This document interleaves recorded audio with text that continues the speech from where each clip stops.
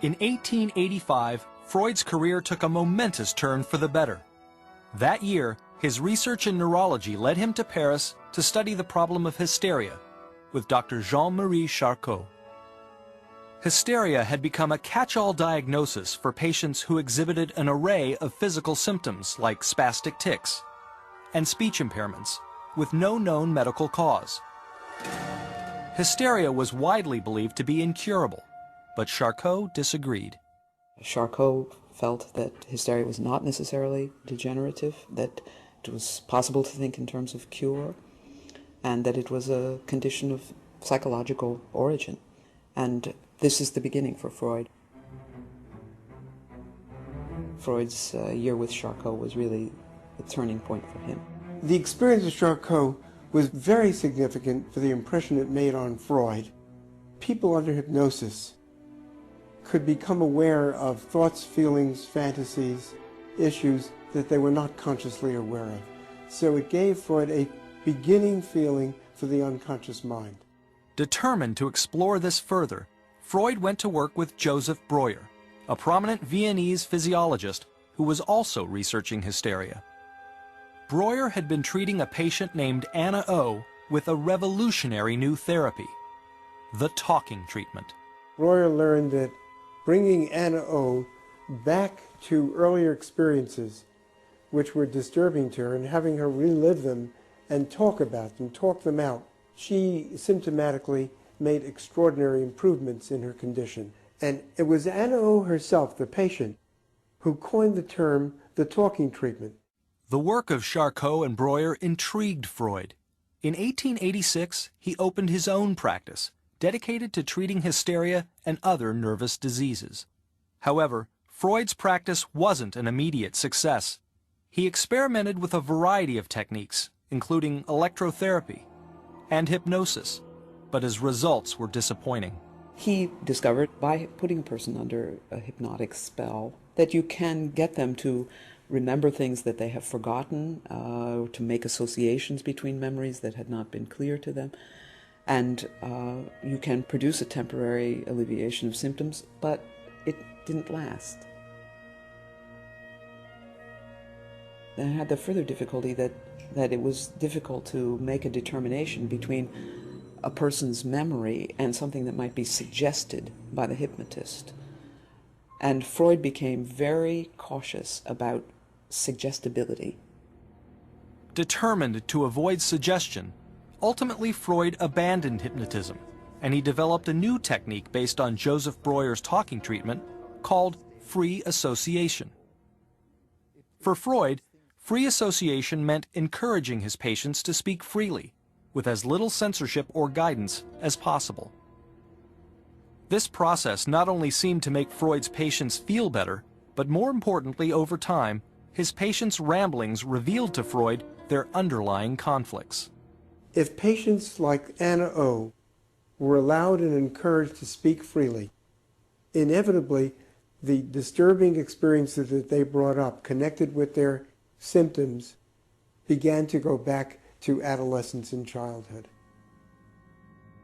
One such case was known as the burnt pudding case.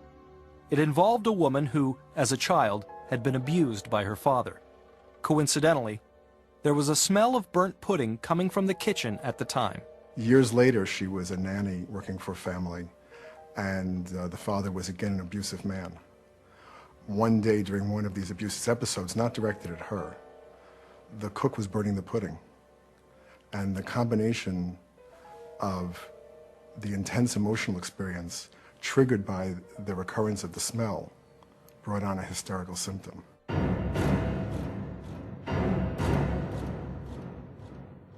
As more and more of Freud's patients began recalling incidences of abuse from their childhood, Freud arrived at a bold conclusion that he would later come to regret. All hysteria was caused by sexual abuse during childhood. And Freud even went further, theorizing that unconscious sexual urges begin in infancy and drive much of human behavior. None of this sat well in Victorian Vienna. The Times certainly did not favor any unedited, unexpurgated discussion of sex. That much we can say automatically. And certainly the public in Vienna, back in that time, didn't want to deal with issues of sexual molestation any more than they really wanted to acknowledge all kinds of other problems inside and outside of homes. Despite his unconventional theories, Freud's own home life was traditional. Having married the love of his life, Martha Bernays, the Freuds had 6 children during their first 9 years of marriage. They settled into a typical domestic arrangement.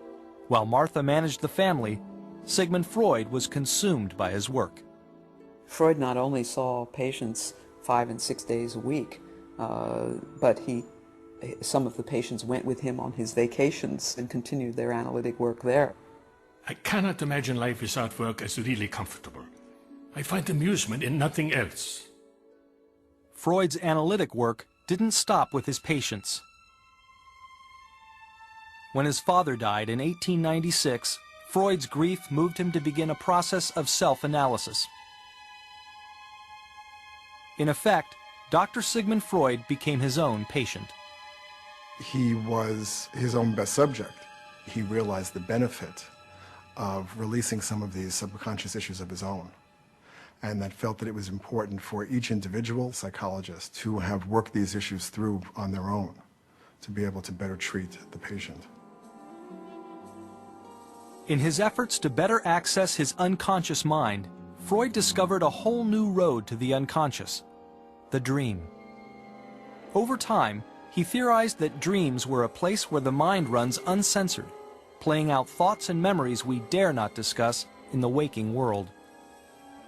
Freud believed that dreams could provide him with remarkable access to the repressed thoughts in his own mind, as well as his patients. Dreams were viewed 2 different ways before Freud. They were of fantastic importance, prophecies about the future. They were almost divine messages. They were also considered to be nonsense, just waste products of the sleeping mind. Now, what Freud did was to elevate dreams into the realm of scientific observation and discovery. He showed that dreams had a meaning.